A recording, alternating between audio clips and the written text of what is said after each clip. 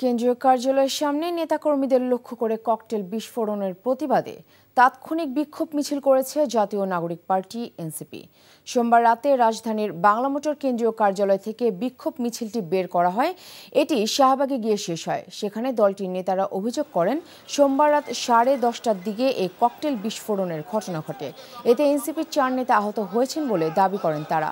এ সময় এনসিপি নেতারা আরও বলেন, হামলা করে বিচার ও সংস্কার কাজ থামানো যাবে না।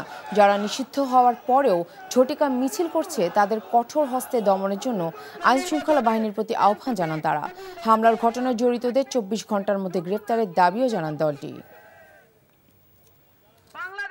এনসিপির উপরে আক্রমণ করে, ককটেল বিস্ফোরণ করে, গ্রেনেড নিক্ষেপ করে, আমাদের উপরে হামলা করে কোনোভাবেই সংস্কারের কার্যক্রমকে দাবিয়ে রাখা যাবে না।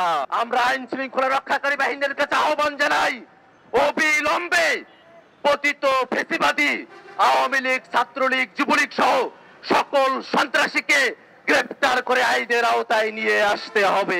বান্ডেল থাকলে প্রতি সেনমানিতে টাকা বাঁচবে। বিকাশ সেনমানি বান্ডেল কিনে জিতুন প্রতি লেনদেনে।